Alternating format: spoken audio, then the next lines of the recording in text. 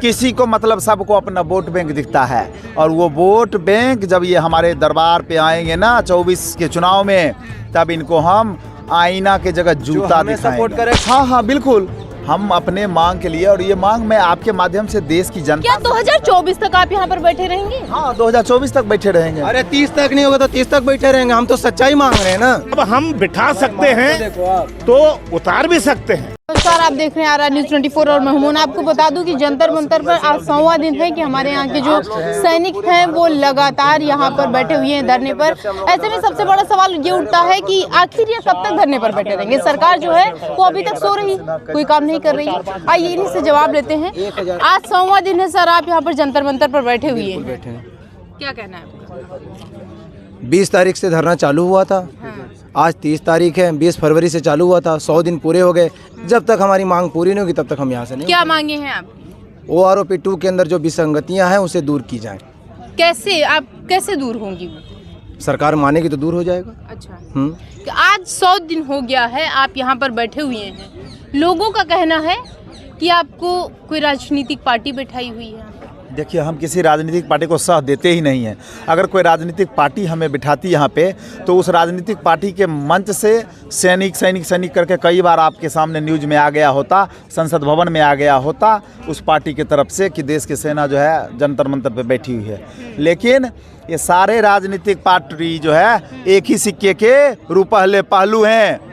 किसी को मतलब सबको अपना वोट बैंक दिखता है, और वो वोट बैंक जब ये हमारे दरबार पे आएंगे ना 24 के चुनाव में, तब इनको हम आईना के जगह जूता दिखाएंगे। सपोर्ट करेगा हम उसको सपोर्ट करेंगे, सीधा बात है। कह रहे हैं कि 2024 में जब वोट के लिए आएंगे तो हम इनको आईना की जगह दिखाएंगे, आईना दिखाएंगे, आईना दिखाएंगे। क्यों? जो हम कह रहे हैं कि हम जूता दिखाएंगे, आप कह रहे हैं आईना दिखाएंगे। आईना मतलब होता है कि उनका चेहरा ही दिखाएंगे। जो हमने ज्ञापन उनको दिया है, हमने ऑलरेडी पहले ही काम कर लिया है। हमने DM को ज्ञापन दे दिया, हमने सांसद को ज्ञापन दे दिया, हमने विधायक को ज्ञापन दे दिया, आज पूरे भारतवर्ष के अंदर सभी SDM को ज्ञापन दे दिया। ये कार्रवाई इसीलिए हो रही है कि जब ये वोट मांगने आएंगे तो हम पेपर दिखाएंगे कि इस पे आपने क्या किया।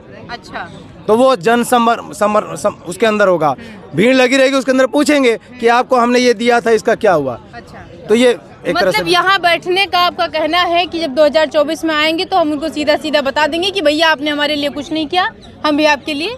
हाँ बिल्कुल, हम अपने मांग के लिए, और ये मांग मैं आपके माध्यम से देश की जनता। क्या 2024 तक आप यहाँ पर बैठे रहेंगे? हाँ 2024 तक बैठे रहेंगे। अरे 30 तक नहीं होगा तो 30 तक बैठे रहेंगे, हम तो सच्चाई मांग रहे हैं ना।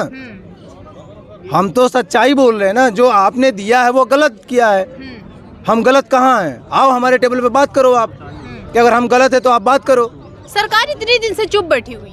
सरकार चुप बैठी है, और हम सरकार से अभी भी मांग करते हैं कि आप माननीय सुप्रीम कोर्ट के रिटायर्ड जज की एक कमेटी बनाइए, और निष्पक्ष OROP 2 OROP 1 के ऊपर जांच कर लीजिए कि OROP जवान और जेसीओ के लिए था, तो क्या जवान जेसीओ को ही मिला या अधिकारी को मिल गया? जो अधिकारी 58 साल में रिटायर्ड होते हैं उनको मिल गया, या जो जवान जेसीओज हैं उन्हीं को मिला? ये चीज़ सरकार खुद जांच करा ले, और वो कमेटी निष्पक्ष अपना रिपोर्ट दे दे। हमें कोई आपत्ति नहीं है, हम अपना बोरिया बिस्तर समेटेंगे, यहाँ से चल देंगे। हम किसी सरकार को कुछ ब्लेम नहीं कर रहे हैं, क्लियर बता रहे हैं। हम प्रेजेंट टाइम में उनको ब्लेम कर रहे हैं जिन्होंने हमारी अगुवाई 2015 से किया। उन्होंने हमारे पेट में लात मारी, हमारे पीठ में छुरा भोंका, हमने उन पे भरोसा किया। उन्होंने OROP दिलवाया, माननीय प्रधानमंत्री जी ने, हाँ माननीय प्रधानमंत्री जी ने OROP दिया, लेकिन वो एक लॉलीपॉप की तरह हो गया, क्योंकि OROP 2 के अंदर प्रीमेच्योर को बाहर कर दिया गया, जबकि OROP के अंदर ऐसा कोई है ही नहीं है कि किसी को बाहर किया जाए। पेंशन से किसी को बाहर नहीं कर सकते। क्यों बाहर कर दिया गया? ये सरकार बताए, इसलिए तो बैठे हैं। ये अभी तक आपको नहीं बताया गया? जब बाहर किया गया तभी से आप लगातार ऐसे बैठे हुए हैं? बैठे हुए बैठे रहेंगे। अच्छा, बैठे हुए बैठे रहेंगे जब तक कि हमारी मांगे पूरी नहीं होंगी। हमारी मांगे OROP 2 के अंदर जितनी भी विसंगतियां हैं, आप सभी लोग जानते हैं, 100 दिन से कवर कर रहे हैं, उसको कवर करने की जरूरत नहीं है। MSP हो गया, वार विडो पेंशन हो गई, उसके बाद प्रीमेच्योर हो गया। MSP पर क्या कहेंगे? मिलिट्री सर्विस पे इक्वल बराबर होना चाहिए। जो बंदा सियाचिन ग्लेशियर के अंदर खड़ा है, एक अफसर को भी उतनी ठंडी लगती है जितना एक जवान को ठंडी लगती है, तो अफसर को ज़्यादा और जवान को कम क्यों? वो बराबर होना चाहिए। वो तो भत्ता है ना, हम उनकी बेसिक पे थोड़ी जा रहे हैं। वो बराबर होनी चाहिए। उसी तरह वार विडो की पेंशन है, विडो पेंशन उनकी जो विधवाएं हैं उनकी 1.5 लाख पेंशन है, 44,000 पेंशन है, और हमारे विधवाओं की 11,000 पेंशन है। क्यों? ऑफिसर्स जो हैं वो कह रहे हैं कि हम ऑफिसर हैं, वो जवान हैं, हमारी उनकी पेंशन बराबर कैसे हो सकती है? हमने आपसे पहले कहा कि हम उनके बेसिक की बात नहीं कर रहे हैं, हम भत्ते की बात कर रहे हैं। जो भत्ता बराबर, जैसे डीए होता है, डीए सबको बराबर मिलता है, आपको पता है, उसी तरह भत्ते भी बराबर होने चाहिए। आप ये बताइए। अच्छा ये बताइए, कुछ ऐसा है क्या कि जो जवान यहाँ से जाते हैं वहाँ पर ट्रेनिंग के लिए, उनको क्या ऑफिसर के घर भेज दिया जाता है कामकाज करने के लिए? आपने कई वीडियोस देखा है, बताने की आवश्यकता ही नहीं है। आपने वीडियो देखा है, आपने सब कुछ देखा है। अगर वो देखा है तो वो होता है, तभी तो आपने देखा है, इसमें बताने की क्या आवश्यकता है? नहीं, आपका क्या कहना है? ये होता है, लेकिन इसको खत्म करने के लिए अंग्रेजों के बनाए हुए काले कानून को खत्म करना पड़ेगा। आज भी हमें लगता है कि इतने सालों बाद भी हम आज़ाद नहीं हैं, आज भी हमें लगता है कि हम गुलाम हैं, अंग्रेजों के बनाए कानूनों पे चल रहे हैं, जिसकी वजह से आज हम गुलामी की जिंदगी जी रहे हैं। आप बताइए कि आप 3-3 पेंशन लेते हो, उसके ऊपर कोई आप प्रहार नहीं करते हो, लेकिन हम एक पेंशन लेते हैं, उसके ऊपर आप छुरी नहीं कैंची चला रहे हो, तलवार चला रहे हो। क्यों? कभी डीए काट लोगे, कभी कुछ कर लोगे, कभी कुछ कर लोगे। क्यों? आप भी 3 पेंशन मत लीजिए ना, आप भी एक पेंशन पे आइए। आप 5 साल सांसद विधायक बनते हो, आप पेंशन के हकदार हो जाते हो। हम 28 साल सर्विस करते हैं, हम एक पेंशन लेते हैं, उसके ऊपर आप तलवार चलाते हो। आप 5 साल के अंदर फॉर्चूनर में और उसमें घूमने लगते हो। आप कहना है कि जो एमपी एमएलए होता है वो 5 साल में फॉर्चूनर पे घूमने लगता है, ठीक है, हम इतने दिन वहाँ पर सर्विस करते हैं, हमारी पेंशन जो है।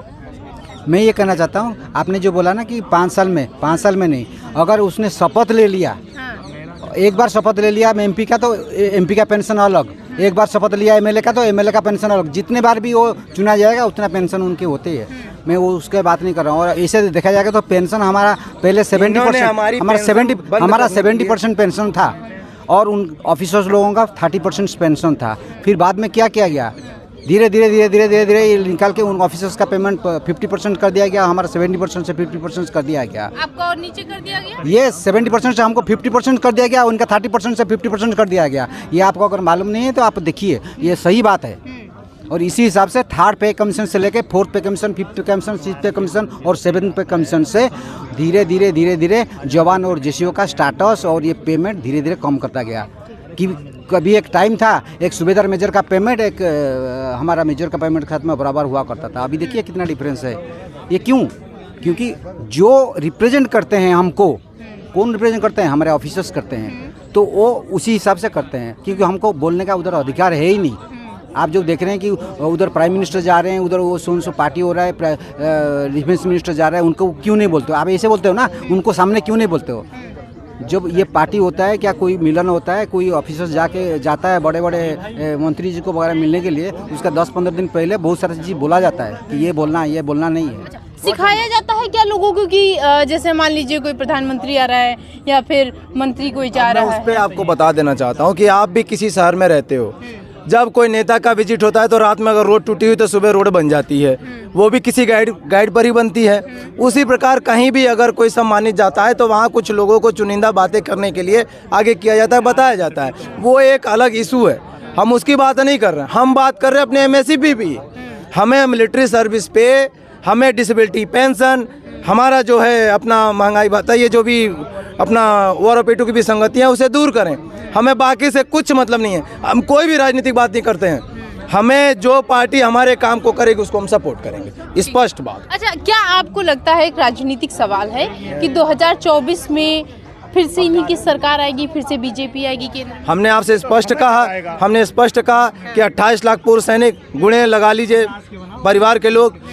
हम लोग केवल इतना देख रहे हैं कि 24 के अंदर अगर ये हमारी मांग पूरी नहीं करेंगे तो उसके बाद जो हमें आदेश मिलेगा फेडरेशन के द्वारा उसको हम करेंगे। हमने इसीलिए अपना एक फेडरेशन यहाँ पर दिल्ली के अंदर किया है, उसको जो आदेश देगा उसको हम पारित करेंगे। आपको लगता है 24 में सरकार आएगी?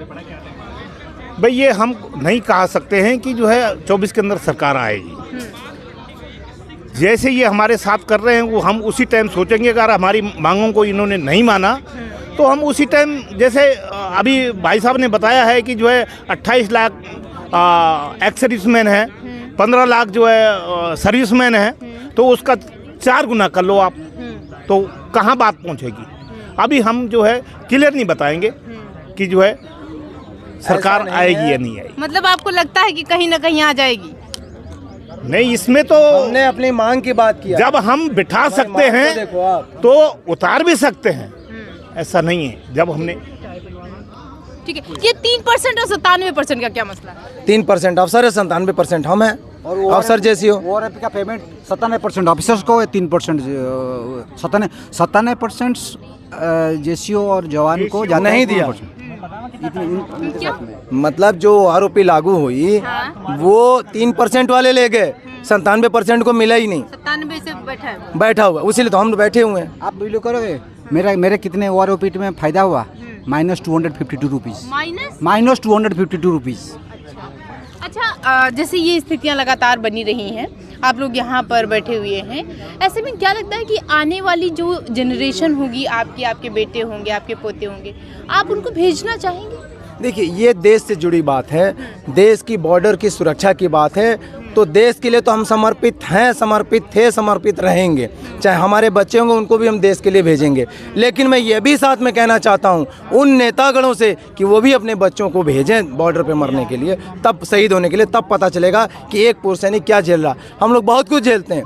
आप बताइए कि जब एक शहीद होके कोई डेड बॉडी, चाहे शहीद का पार्थिव शरीर आता है, तो पूरा गांव हल्ला मचा लेता है, पूरा SDM हल्ला मचा लेते हैं, सब जाके माल्यार्पण करते हैं, सब कुछ करते हैं। लेकिन जब उसी वीरांगना को कोई ज़रूरत पड़ती है जाके SDM के पास अपना ज्ञापन देने के लिए, चाहे कोई मांग करने के लिए, तो उसको चक्कर कटाया जाता है। भैया, हम हाथ जोड़ते हैं, आप हमें सच्चा सम्मान दीजिए, हमारे ऊपर सच्चा सम्मान दीजिए, झूठा सम्मान मत दीजिए। ये क्या दिखावा है? एक तरह से व्हाट्सएप पे 50 तरह की वीडियो रिलीज होंगी, कई तरह के गाने आप लोग देखे ही होंगे, लेकिन ये सब दिखावा है। आपको करना है तो सच्चा सम्मान करिए। आप ये बताइए कि वार वीडियो की पेंशन 11,000 कैसे खर्चा चला लेगी? आ गया ना फिर वही आरोपी की बात। घुमा फिरा के हमारा जो ये धरना है वो सब उसी पे है कि हमारी आरोपी की विसंगतियों को दूर करिए, टेबल पे आइए। अधिकारी हम अधिकारी हमारे बुरे नहीं हैं, अधिकारी हमारे अच्छे थे, तभी तो उनको हमने मौका दिया था। लेकिन अगर वो हमारे लिए किए हैं तो टेबल पे आके बात करें ना, हमें सहमत करें। देश के लिए प्रधानमंत्री मोदी जी ने बहुत किया, नेशनल लेवल पे नाम हुआ, आज पूरा देश आगे चल रहा है, नो डाउट। देश के लिए प्रधानमंत्री जरूरी है, मोदी जैसा जरूरी है, लेकिन कहा उसी जा जाता है जो दे दे खुशी से, मांगो उसी से जो दे दे। एक तरफ जो है आप यहाँ पर धरने पर बैठे हैं, दूसरी तरफ आप कुछ लोग यहाँ पर बैठे हुए भी कह रहे हैं कि जो हमारे ऑफिसर्स हैं हम उनके खिलाफ हैं, कुछ ये कह रहे हैं कि हम ऑफिसर के साथ हैं। ये मतलब कुछ समझ में हम बता रहे हैं, देखिए, ऑफिसर्स के साथ की बात मैंने भी तो ये बात कही आपसे कि अफसर हमारे दुश्मन नहीं है, उनके कर्मों ने हमें बोलने पे मजबूर कर दिया। आप एक पारिवारिक है, आप बताइए। फिर तो ये वही वाली कहानी हो गई ना कि आप अच्छे मेरे लिए बहुत हैं, बस आप सुबह शाम मुझे मारते बहुत हैं, प्रताड़ित कर रहे हैं। बिल्कुल सही बात है भाई। 5 बेटे हैं, 5 में से अगर एक अच्छा काम करेगा तो अच्छा कहा जाएगा, एक बेटा मारेगा तो वो भी कहा जाएगा कि ये मारता है, कहा जाएगा। वो तो मतलब सर अच्छे हैं, बस उनके कर्म खराब। कर्म खराब है। 2015 से बैठे थे, कर्म ऐसा कर दिए कि हमको लॉलीपॉप दे दिया, खुद मलाई लेके बैठ गए, इसलिए तो हम लोग बैठे हैं। ठीक है, तो ये जंतर मंतर पर हमारे साथ सैनिक थे जिन्होंने बताया कि इनके जो ऑफिसर हैं वो अच्छे हैं, बस उनके कर्म खराब हैं। साथ ही इन्होंने ये भी बताया कि आने वाली जो जनरेशन होगी वो किस तरीके से अपने बच्चे को ये देश के वहाँ पर लड़ने के लिए भेजेंगे। और नेताओं से भी इन्होंने अपील की कि अपने बच्चे को जो है वो वहाँ पर भेजें ताकि वहाँ की स्थितियाँ क्या हैं ये जान पाए। जंतर मंतर से मैं मोना पांडे।